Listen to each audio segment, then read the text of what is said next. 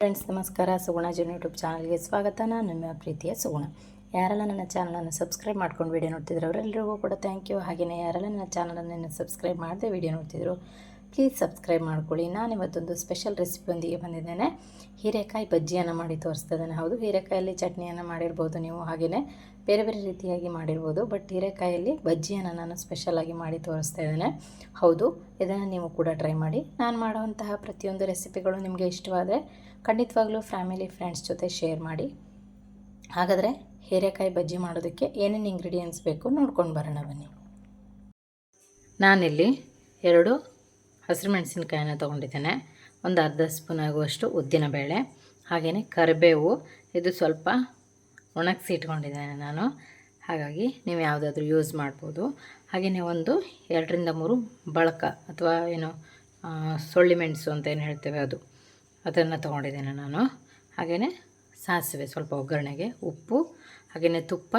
ನಾವು ಮತ್ತೆ ಇದರಲ್ಲಿ ಎಷ್ಟು ಬೇಕೋ ನೋಡಿ ತೊಗೊಳ್ಳೋಣ. ಹಾಗಾಗಿ ನಾನು ಸ್ವಲ್ಪ ಕ್ವಾಂಟಿಟಿ ತೊಗೊಂಡಿದ್ದೇನೆ. ಹಾಗೆಯೇ ಮೊಸರು 1 ಕಪ್ ಆಗುವಷ್ಟು ತೊಗೊಂಡಿದ್ದೇನೆ. ಹಾಗೆಯೇ ಹೀರೆಕಾಯನ್ನು ತೊಗೊಂಡಿದ್ದೇನೆ. ಈಗ ನಾವು ಮೊದಲನೇದಾಗಿ ಹೀರೆಕಾಯನ್ನು ಮೇಲೆ ಸ್ವಲ್ಪ ಇದರ ಎಡ್ಜನ್ನು ಸ್ವಲ್ಪ ತೆಗೆದು ನಾವು ಇದನ್ನು ಕಟ್ ಮಾಡ್ಕೊಳ್ಳೋಣ. ಈಗ ನಾವು ಹೀರೆಕಾಯಿಯ ಎಡ್ಜೇನಿದೆ ಈ ರೀತಿಯಾಗಿ ಇದನ್ನು ತೆಕ್ಕೊಳ್ಳೋಣ. ಸಿಪ್ಪೆ ಇರಲಿ, ತೊಂದರೆ ಇಲ್ಲ. ಬೆಳೆದಿದೆ ಅಂತ ಅಂದರೆ ನೀವು ಸಿಪ್ಪೆಯನ್ನು ತೆಗಿಬೋದು. ಇದು ನೋಡ್ಬೋದು ನೀವು ಈ ರೀತಿಯಾಗಿ ಇದು ಮಾಡಿದರೆ ಇದು ಕೈಯಲ್ಲಿ ಹೀಗಾಗತ್ತೆ. ಇದು ಚಿಗುರಿದೆ, ಹಾಗಾಗಿ ಜಸ್ಟ್ ಇದನ್ನು ಎಡ್ಜಷ್ಟೇ ತೆಕ್ಕೊಂಡ್ರೆ ಸಾಕು. ಈ ರೀತಿಯನ್ನು ಎಡ್ಜನ್ನು ತೆಗಿತೇನೆ, ಪಕ್ಕಕ್ಕಿಡೋಣ. ಉಳಿದಿದ್ದನ್ನು ಸಹ ಹಾಗೆ ಮಾಡ್ಕೊಳ್ಳೋಣ.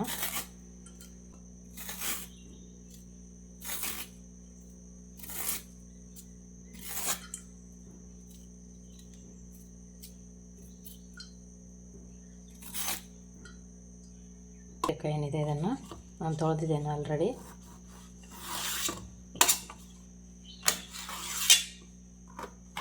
ಈಗ ಜಸ್ಟ್ ಈ ರೀತಿಯಾಗಿ ದೊಡ್ಡ ದೊಡ್ಡ ಪೀಸ್ಗಳನ್ನಾಗಿ ಮಾಡ್ಕೊಳ್ತಿದ್ದಾನೆ. ನೀವು ಚಟ್ನಿಯನ್ನು ಮಾಡೋದು ನೋಡಿರ್ಬೋದು ಬೇಯಿಸಿ. ಬೇಕಿದ್ರೆ ನಾನು ನೆಕ್ಸ್ಟ್ ಮುಂದಿನ ರೆಸಿಪಿಗಳಲ್ಲಿ ಹಾಕ್ತೇನೆ, ಶೇರ್ ಮಾಡ್ತೇನೆ. ಈ ರೀತಿ ಬೇಯಿಸಿ ಬಜ್ಜಿ ಮಾಡೋದನ್ನು ನೋಡಿದ್ರೆ ಗೊತ್ತಿತ್ತಾ ಬೇಯಿಸಿ ಬಜ್ಜಿ ಮಾಡೋದು? ನನಗೆ ಕಮೆಂಟ್ನಲ್ಲಿ ತಿಳಿಸಿ ಆಯಿತಾ? ಓಕೆ, ಈಗ ಈ ರೀತಿಯ ಪೀಸ್ಗಳೇನಿದೆ ಇದನ್ನು ಬೇಕಿದ್ರೆ ನೀವು ಮತ್ತೆ ತೊಳ್ಕೊಳ್ಬೋದು. ನಾನು ಇನ್ನೊಂದು ಸರಿ ವಾಶ್ ಮಾಡ್ಕೊಳ್ತೇನೆ. ಓಕೆ, ನಾನು ಚಾಪರನ್ನು ತಗೊಳ್ತಿದ್ದೇನೆ. ಈಗ ನಾವು ಹೀರೆಕಾಯನ್ನು ಏನು ಕಟ್ ಮಾಡಿ ತೊಳೆದಿದ್ದೆ ಅದರದ್ದು ನೀರನ್ನು ತೆಗೆದು ನಾನು ಈ ರೀತಿಯಾಗಿ ಇದಕ್ಕೆ ಹಾಕ್ಕೊಳ್ತಿದ್ದೇನೆ ಎಲ್ಲವನ್ನು ಸಹ. ಈಗ ಇದಕ್ಕೆ ನಾವು ಹಸಿರು ಮೆಣಸಿನಕಾಯಿ ಏನು ತೊಗೊಂಡಿದ್ವಿ 2, ಅದನ್ನು ಸಹ ಈ ರೀತಿಯಾಗಿ ಸ್ವಲ್ಪ ನಿಮಗೆ ಯಾವ ಸೈಜ್ ಬೇಕೋ ಆ ಸೈಜ್ಗೆ ಕಟ್ ಮಾಡ್ಕೊಳ್ಬೋದು. ಮತ್ತು ಹೀರೆಕಾಯಿ ಮತ್ತು ಹಸಿರು ಮೆಣಸಿನಕಾಯಿಯನ್ನು ನಾವು ತೊಗೊಂಡು ಈ ರೀತಿಯಾಗಿ ಇದರಲ್ಲಿ ನಾನು ಚಾಪ್ ಮಾಡ್ಕೊಳ್ತೇನೆ ಸಣ್ಣದಾಗಿ. ಓಕೆ, ಈ ರೀತಿಯಾಗಿದೆ ಚಿಕ್ಕ. ಓಕೆ, ನಾನು ಈ ರೀತಿಯಾಗಿ ಇಷ್ಟು ಚಿಕ್ಕದಾಗಿ ಪೀಸ್ಗಳನ್ನು ಮಾಡ್ಕೊಂಡಿದ್ದೇನೆ, ನೋಡ್ಬೋದು ನೀವು. ಈಗ ನಾವು ಒಗ್ಗರಣೆಯನ್ನು ಮಾಡ್ಕೊಳ್ಳೋಣ. ಓಕೆ, ನಾನಿಲ್ಲಿ ಪ್ಯಾನನ್ನು ಬಿಸಿಗಿಟ್ಟಿದ್ದೇನೆ. Already PAN ಬಿಸಿಯಾಗಿದೆ. ಈಗ ನಾವು ಇದಕ್ಕೆ ಸಾಸಿವೆ, ಉದ್ದಿನಬೇಳೆ ಅಂತ ತೊಗೊಂಡಿದ್ವಿ, ಉದ್ದಿನಬೇಳೆ, ಇಲ್ಲಿ ಮೆಣಸು ಅಂತ ತೊಗೊಂಡಿದ್ವಿ ಅದು, ಕರಿಬೇವು ಸೊಪ್ಪನ್ನು ಹಾಕಿ ಸ್ವಲ್ಪ ಫ್ರೈ ಮಾಡಬೇಕು.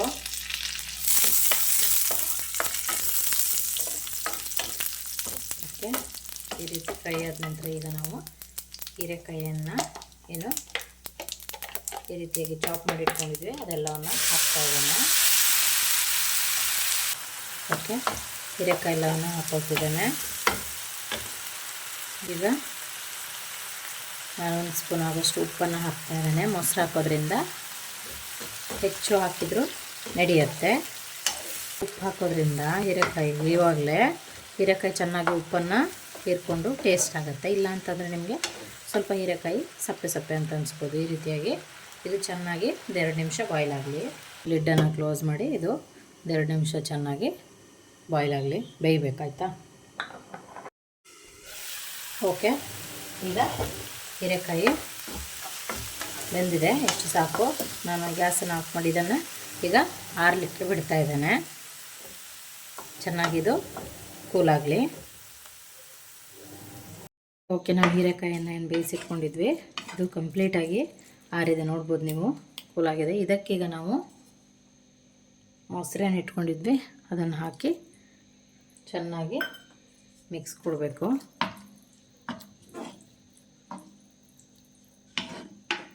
ನೀವು ಗಟ್ಟಿ ಮೊಸರಾದರೂ ಹಾಕ್ಬೋದು ಅಥವಾ ಹುಳಿ ಮೊಸರಾದರೂ ಹಾಕ್ಬೋದು, ಯಾವುದಾದ್ರೂ ಹಾಕ್ಬೋದು, ಆಪ್ಷನಲ್ಲು. ಓಕೆ, ಈ ರೀತಿಯಾಗಿ ಚೆನ್ನಾಗಿ ಮಿಕ್ಸ್ ಕೊಡಿ. ಉಪ್ಪು ನಾನು ಆಲ್ರೆಡಿ ಬೇಯೋದಕ್ಕೆ ಹಾಕಿರೋದ್ರಿಂದ ಸ್ವಲ್ಪ ಜಾಸ್ತಿನೇ ಕ್ವಾಂಟಿಟಿ ಹಾಕಿರೋದ್ರಿಂದ ಸಾಕಾಗಿರುತ್ತೆ, ಹಾಗಾಗಿ ನಾನು ಉಪ್ಪನ್ನು ಆ್ಯಡ್ ಮಾಡ್ತಾಯಿಲ್ಲ. ನೀವು ಬೇಕಿದ್ರೆ ಮತ್ತೆ ಟೇಸ್ಟಿಗೆ ಅನುಸಾರವಾಗಿ ಆ್ಯಡ್ ಮಾಡ್ಕೊಳ್ಬೋದು. ಓಕೆ, ಹೀರೆಕಾಯಿ ಬಜ್ಜಿ ರೆಡಿಯಾಗಿದೆ.